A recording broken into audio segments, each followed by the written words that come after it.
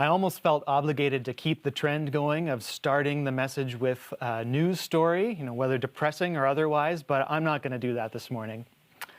You're joining us this morning in the third week of our annual Hope Lives series. And this year we've been digging into the challenges facing communities across Niagara. And we've been challenged to refuse to do nothing. You might have noticed at this point that I'm not Mike Krause, and I'm not Jeff Lockyer, and I'm not even Nate Dirks.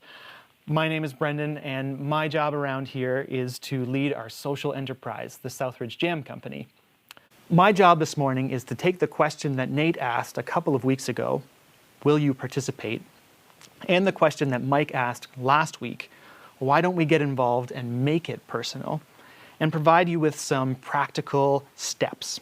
So if you're fired up, you've recognized that you're in a position of privilege and you've been challenged not to wait, but just to make it personal and see what God does, then this morning we're going to get into how to make that happen. I say we because I'm not alone here in the studio. I am joined this morning by three experts in the field of anchor causes. Please welcome with me Erica, Annalise, and Karen. Pause for applause. Oh, right. Oh, yes. Okay, here's what we're going to do with our time this morning. We're going to hear about the ways that we can explore what's happening in our anchor causes and how we can engage. We'll talk about what it looks like to make it personal and how we can choose to invest in our anchor cause.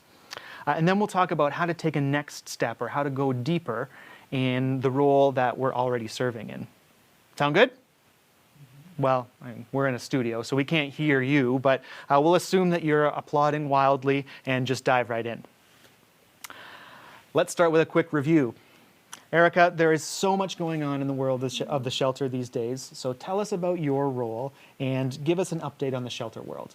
As Brendan said, my name is Erica, and I'm the Director of Missional Engagement in the shelter. It's just a super fancy way of saying that I'm the volunteer coordinator, and I help to develop and implement some of the fun things that happen around the shelter.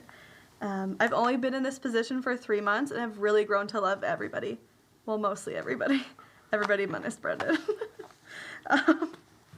In case you're not up to the most recent numbers, we've got 55 beds in the shelter, and we serve up to almost 60,000 meals a year. We connect residents with next steps through our coaches and our housing first workers that help move our friends from homelessness to housed. We run an amazing social enterprise that Brendan will talk about soon. We as staff and volunteers have the privilege of working with and coming alongside our friends in the shelter from when they live in the shelter and after. We do this through daily meals, weekly programs, and some really amazing events. Many of which have been developed because of people like you who have a passion they want to share with others, and all of which are proving to help end the cycle of homelessness. Yes, Erica, I'm going to need to hear a little bit more about that social enterprise. It sounds amazing. All right, Annalise, I've heard about some of the cool stuff that's happening in our Welland location. Let us in on what you do and some of the impact you're seeing in Welland. Hi, my name is Annalise Goodhart, and I am the Welland Anchor Cause Director. Our growing Southridge kitchen currently serves a warm meal to around 100 people from our Welland Harvest community every Friday night. That means 5,200 meals a year. We run the Collective Kitchen program twice a month, where community members can come into the kitchen and make themselves 25 healthy meals for $25. It's a great way to help reduce some of the financial strain around mealtime and to socialize and get to know each other as friends. Another huge part of our community since we've moved to Welland has been our partnership with Rose City Kids. Every other Saturday, around 500 kids meet in the Rose City Kids building downtown Welland. During the week, home visits are being made and tutoring programs run. In the summer months, there are girls' nights, guys' nights, and of course, an annual trip to Camp Crossroads. All in all, relationships are being built, needs are being met, and a foundation is poured for a real, authentic life of faith. Amazing, amazing. 25 healthy meals for $25. That's awesome. So obviously this morning's message is not being brought to you by HelloFresh. Ooh, no, just kidding. Karen, you've been involved with the Caribbean Anchor Cause for a while now. And by the way, if I was just looking at these anchor causes on paper and choosing where to be involved, I'd absolutely be signing up for the Caribbean option as well. Tell us about yourself and what happens with this program in Vineland. Hi. As Brendan said, I'm involved with the Vineland Anchor Cause. I'm involved with visiting a farm regularly, as well as helping our Caribbean friends get to medical appointments. Our Anchor Cause is an outreach to our Caribbean neighbors who leave their countries to come to Canada to work. In Niagara, workers come from anywhere from 4 to 10 months of the year. They have left their family behind and are working long hours and very hard to provide for their families. Their work here enables their children to go to school and get an education and to move on to post-secondary education, often for the very first time in their family's history. These men are here without family, friends, and community. They are lonely and on the outside of our community here. The program consists of farm visits, Caribbean-style church services, social outings, and even a fully functioning and confidential health clinic, which runs out of our Vineland building. Right now, we are connected with approximately 300 workers in 36 farmhouses and have upwards of 200 visits at the health clinic each season. Our outreach makes a difference. If you ask the guys, they will tell you that they are less lonely and isolated and feel that they belong. Yeah, that's incredible. And I think we can all identify with the negative feeling of loneliness. It's so cool that folks are just really incorporated into the community that they live in. Karen, how are your cricket skills? Not so good. Yeah. All right, so clearly there are some incredible things that are happening right across the Niagara region through the hundreds of people who have, even in the midst of so much suffering, refused to do nothing. So, panel, anytime we start talking about anchor causes, there's always the risk that people start feeling a couple of ways, maybe guilty or perhaps afraid. So maybe we're guilty, if we don't serve or we don't serve as often as we think we should. Or maybe we've not been in situations like those experienced by our Caribbean friends or shelter residents or the folks from our Welland community. If it's not already personal for us, we can begin to feel a little bit afraid of what to expect. So, Annalise, for anyone who's groaning internally right now or is considering nonchalantly making a break for the door, help us understand what it's like to be involved in your anchor cause. Say I'm interested in getting involved for the very first time at one of the 3 things that's going on in Welland. What do I do? Well, it's actually very simple. Come find me after the service. You can talk to any of your location pastors. Send me an email. We can chat and find out what your interests are, where your skills are. Maybe you have some new ideas that we can incorporate into our Anchor Cause programs. The Welcome Center, great place to just tell them what you're after, what you're looking for, and they will connect you to any of us. Yeah, that's actually true for all of the anchor causes, right? The easy first step is just to go to the Welcome Center and let them know you're interested in being involved, or track one of our panelists down in the lobby and they'll plug you in with the next step. Which all seems pretty simple, maybe a little too simple. So it's got to get a whole lot more challenging from there, right, Erica? I'm sure that all the shifts at the shelter are 8 or 10 hours long, and there's weeks and weeks of training involved. True? Well, they're actually 12 hours long, no. Just kidding. They're around 2 to 4 hours per week, with a few exceptions. And after you've found a role that really fits for you and what you're passionate about, we will get you plugged into a schedule that works for you, and we'll get some on-site training as well. We've got some super volunteers that will help guide you along as well and give you the proper training for what you're doing. And in most roles in the shelter, when you're volunteering, you'll be alongside another group of volunteers. There'll be either 2 people at the front desk, so somebody else will be with you. You'll be in the kitchen with a crew of people, and there's also 2 staff floating around, so there's no fear at that point either. This also gives you a chance to get to know other people that want to be involved in the shelter. And it's a beautiful opportunity to get to know our friends in the shelter as well, whether they just come back for a visit or they're staying in our shelter. It's just a beautiful opportunity to get to know people. It's similar with the Caribbean program. We have all different roles depending on what interests you. Everything from weekly farm visits to cricket to outings and events. We've all make a range from 1 to 2 hours a week to a couple hours per month. Just speak to myself or someone you know who's involved with the program, and we'll connect you with Nate Dirks, and he'll arrange for you to come out to an event, to observe, meet some people that you might be working with, or to just join in the fun. So are you all saying that it's actually not that hard to plug in? It's not hard. Interesting. Okay. Well, it kind of seems like there are rules for all different people with all Yes. different interests and schedules. So that does sound pretty easy, I guess. You know, it's interesting. I think there's this perception with the jam company that the only way to plug in is with our weekly production shifts. And if you ask my wife, she'll tell you that I'm very busy. But if you ask any of our production volunteers, they'll say that I rarely step foot in the kitchen. And that's just because there's 100,000 other things that are going on with the jam company that are not kitchen related. Tons of different ways that people can plug in and use their gifts. You know, everything from marketing and social media to sales and customer service, transportation and delivery. Tons of different things that you can do to contribute to the jam company or to one of the other anchor causes. So regardless of your availability or your interests, one of our anchor causes has a way for you to use those gifts to help, but also to get connected with some really amazing people. By the way, you aren't limited to getting involved just with the anchor cause at the location that you attend on a Sunday. If any one of these things piques your interest, follow that interest and plug in there. Okay, so we've done a little bit of myth busting so far, so hopefully people are feeling a little bit more at ease about this conversation. So let's talk about benefits. If you're asking me to take 2 to 4 hours out of my week, what's in it for me? A lot of people, myself included, have thought about volunteering to give back and I'll be able to have an impact on someone.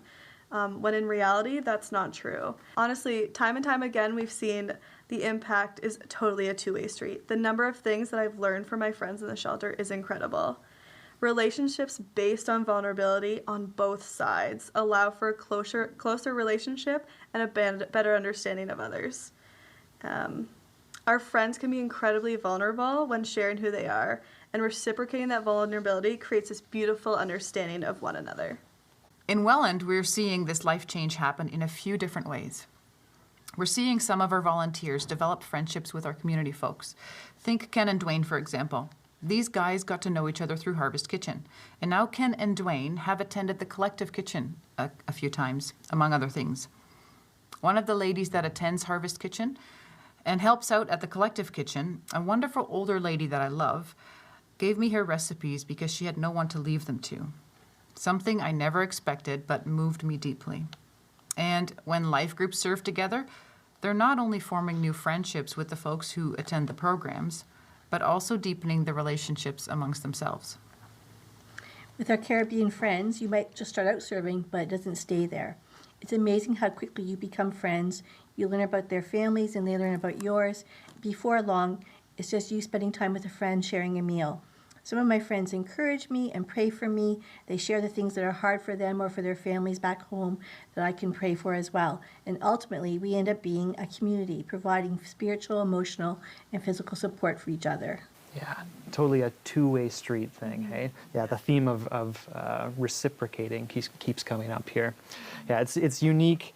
It's kind of a unique way that even though our lives are different and we're different life experiences, that we each have something to gain from being together in these relationships. It's kind of like Nate said a couple of weeks ago. He said that we get the chance to help liberate each other from our cycles of poverty and the cycle of privilege, right? Amazingly, as we live this out as a church, we're seeing real change happening in our communities, and that's not possible without real people stepping in and helping us to model a different way to approach the challenges that we see around us.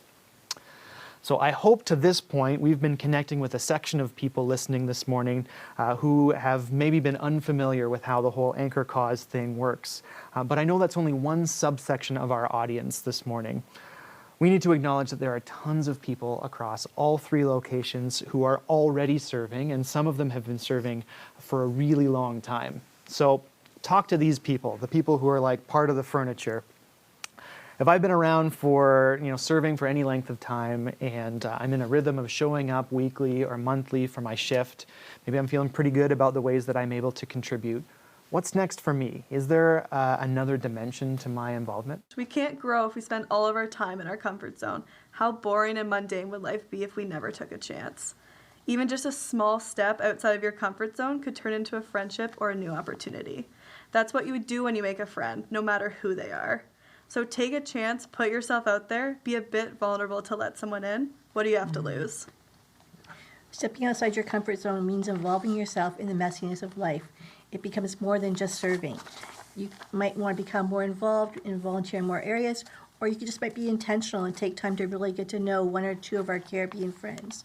The guys become part of the fabric of your life as you do in theirs. Maybe the next step for you is to take on a little bit more responsibility or a leadership role. At the Southridge Kitchen, we have expanded our programs. We are getting to the point of really organizing ourselves well, and now we're asking our key volunteers to step forward and take on positions of responsibility. Overseeing the kitchen, being the point person for the night, doing announcements, leading a games night, or even discipling other volunteers. At Rose City Kids, you could consider the mentorship program. You would have the opportunity to connect with a specific child and really speak into their lives. Yeah, I love what you said, Erica, about not growing if we don't step outside our comfort zone, right? You know, it's like a muscle. If we just keep lifting the same amount of weight all the time, eventually our muscles are going to stop growing. But if we challenge ourselves and push our limits, then we can become super buff, like me. Yeah. You know, another way we've seen people grow or go deeper or take a next step is even just by providing feedback. You know, if we're invested in something, we want to see it succeed. So if you've been around for a while and you have some positive ideas about how you'd like to see your anchor cause grow, then talk to your team leader or one of these fine people. You know, we're all in this together, and we're only going to continue to grow if we all contribute. So whether this conversation is brand new or you've heard it for 100 times, we hope that you've been exposed to the ways that you can explore anchor causes, how your investment of time and relationship will pay dividends, and how going a little bit deeper or taking a next step can be an amazing opportunity for growth. When we choose to put ourselves in relationship with people in crisis, when we choose to make it personal even before it seems or it feels personal, this is where God works.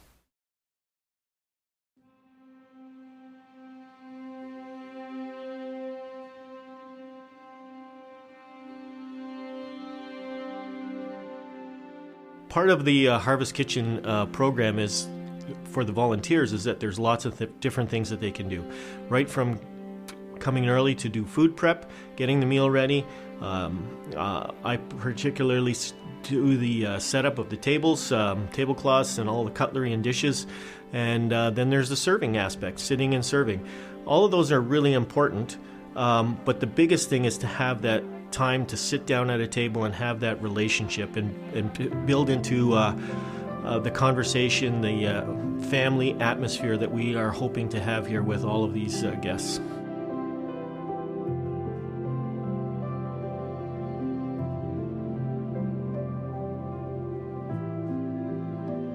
How do I call a doctor when I've never done that before? What if I don't even have a phone? How am I going to do it? What if I walk in and I get looked at for the clothes I'm wearing or how I behave? And eventually when you hit that many barriers, you either stumble or you give up. And that's when you need someone to help you along. I get the opportunity to walk alongside that person, but I get super frustrated knowing that there's lots of people out there who are not engaged in this type of support or program or don't have someone to rely on. And where do they go then?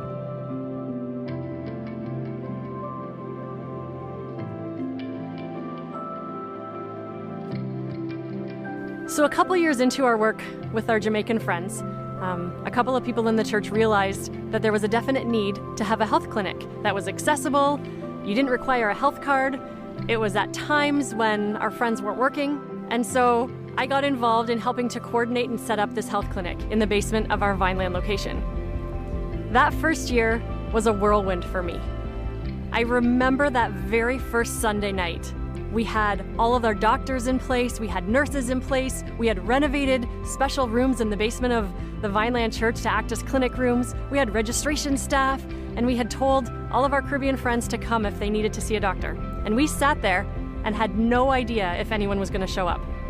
And I remember as soon as we opened the doors, our friends started coming in and we were serving them. And things weren't always running like clockwork as with any new venture. But we had 16 guys show up that very first night to get some healthcare that wouldn't have been there before. And I remember feeling just elated with the fact that I was able to get involved and use some of my project management skills to actually make a difference in my community. And being able to kind of match what I feel like would be my strengths with a way to give back into the community was a really rewarding experience. So what we've tried to do is to set up the room so that they come in and they feel like it's more than just a duty that we're performing for them, but we're here to make them feel special, that they're all needed and wanted. And even tonight as we sat around the table, they said they can't believe that tablecloths and cutlery and china are out there because they get that nowhere else. And they just were blown away. 2 new people today said that they couldn't believe that we would do that, take the time to make them feel special. And they said tonight directly, this really makes them feel special. It's very important to hear some of this stuff sometimes because I don't think we realize how we can help. Actually, just helping someone make a phone call might be huge. You might actually start the ball rolling for someone to change their life and helping someone to call an ad on Kijiji to find housing. Every single Sunday that first year, I was overwhelmed by some of the comments from our Caribbean friends, the way that our nurses and our doctors and our registration people were serving together, and being able to use their areas of expertise to reach out and serve people in our community. Let me reiterate this morning that this call to action is not about what we can or need to do to earn God's grace. As Nate said, it's not about, this is not a precursor to grace. It's a part of the outpouring of grace that we get to receive. There are tons of different ways that people are gifted and tons of different ways that people can get involved in anchor causes. So explore the roles that are available or contact one of our panelists here and tell them about the great idea that you have. Wherever you end up serving, in whatever role, expect a return on your investment. You are not going to be the same person after you've been involved for a while or pushed forward in your current role. And serving in an anchor cause is about more than just helping out or lending a hand. We expect that you are going to see a change in your life, and we can't wait to support you as you grow, but this isn't going to happen on its own. You have got to push deeper in the roles and relationships and even just dip a toe outside your comfort zone. Now, I'm going to assume that you have all been blown away this morning, inspired to engage, to re-engage, or to push deeper in your anchor cause. So, on behalf of our panel, you're welcome. Joking aside, now that you're all fired up for the ways that you want to make it personal and see your life change and see the people and communities around you grow, you have got to come to our action-themed Next Step Lunch, which is immediately following the service at all 3 locations, even if you just come for the free food. You're going to get a chance to get a closer look at the anchor cause at your location and maybe have a chance to take that next step. But hear this, don't miss out.